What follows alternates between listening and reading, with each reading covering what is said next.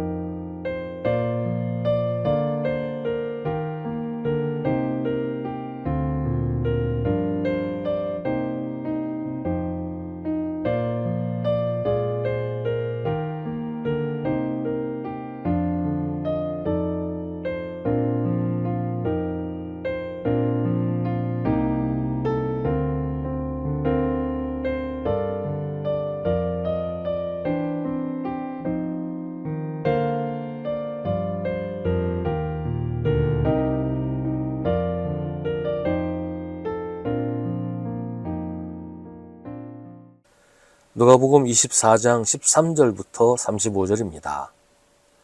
마침 그날에 그들 가운데 두 사람이 예루살렘에서 한 30리 떨어져 있는 엠마오라는 마을로 가고 있었다.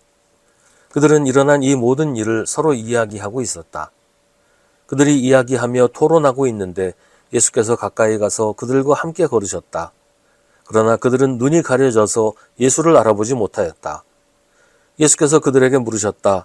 당신들이 걸으면서 서로 주고받는 이 말들은 무슨 이야기입니까? 그들은 침통한 표정을 지으며 걸음을 멈추었다. 그때 그들 가운데 하나인 글로바라는 사람이 예수께 말하였다. 예루살렘에 머물러 있었으면서 이 며칠 동안에 거기에서 일어난 일을 당신 혼자만 모른단 말입니까? 예수께서 그들에게 물으셨다. 무슨 일입니까? 그들이 그에게 말하였다. 나사렛 예수에 관한 일입니다.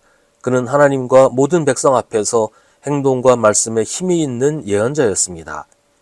그런데 우리의 대제사장들과 지도자들이 그를 넘겨주어서 사형 선고를 받게 하고 십자가에 못 박아 죽였습니다.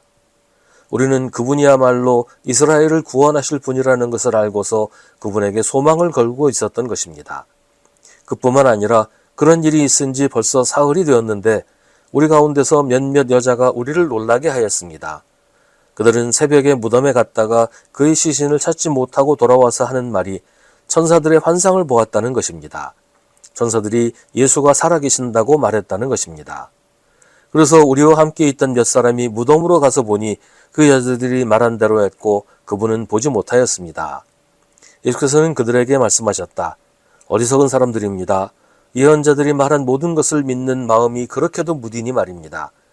그리스도가 마땅히 이런 고난을 겪고서 자기 영광에 들어가야 하지 않겠습니까? 그리고 예수께서는 모세와 모든 예언자에서부터 시작하여 성경 전체에서 자기에 관하여 써놓은 일을 그들에게 설명하여 주셨다. 그 두 길소는 자기들이 가려고 하는 마을에 가까이 이르렀다. 그런데 예수께서는 더 멀리 가는 척 하셨다.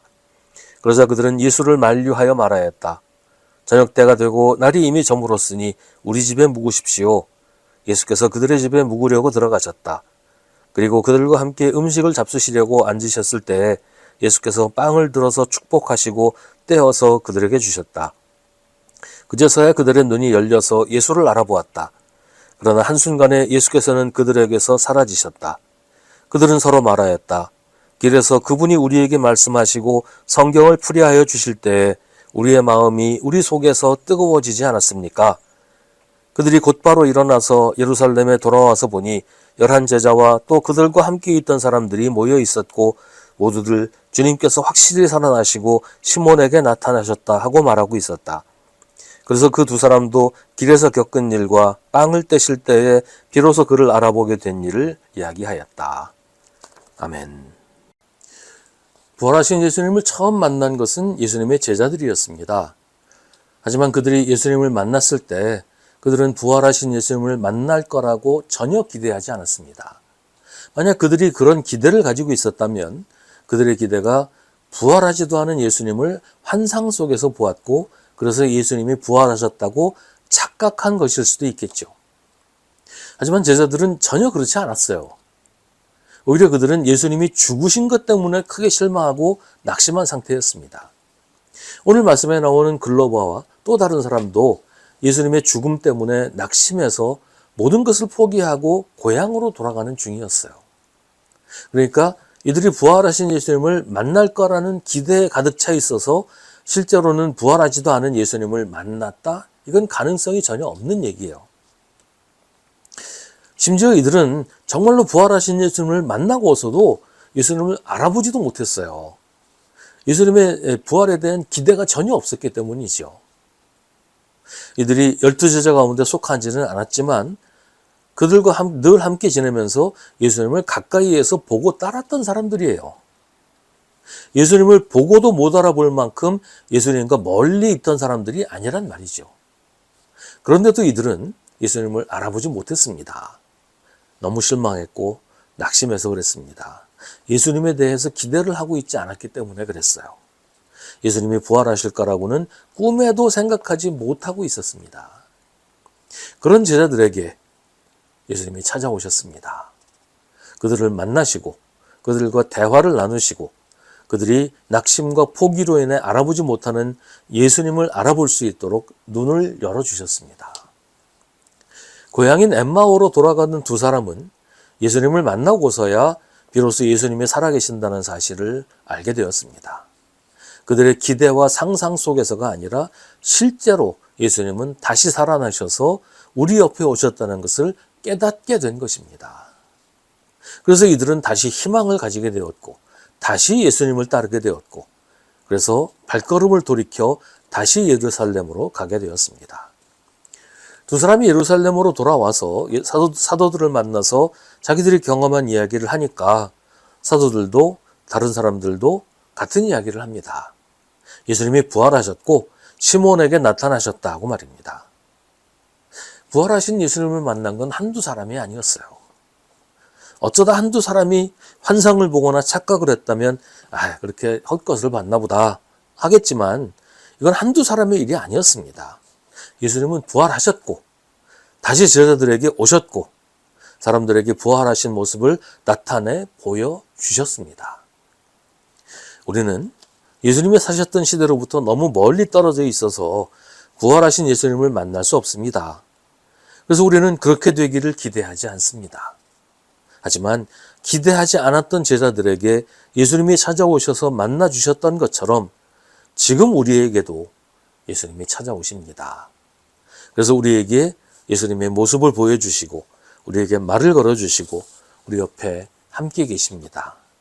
이건 한두 사람의 착각이 아니라 예수님이 부활하시고 2000년이라는 시간이 흐르는 동안 끊임없이 계속 일어났던 사건입니다. 수많은 사람들이 부활하신 예수님을 만나고 나서 예수님의 증인이 되었습니다. 예수님의 부활을 증언하게 된 것입니다.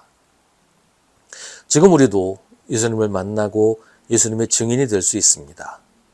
2000년 전 유대에서 태어나셨던 그런 방식으로는 아니지만 성경을 통해서 성령을 통해서 그리고 우리의 믿음을 통해서 살아계신 예수님을 만나고 영접할 수 있습니다.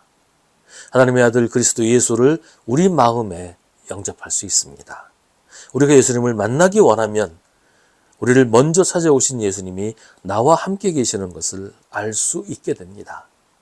예수님은 세상 끝날까지 언제나 우리와 함께 계시는 우리의 주님이십니다.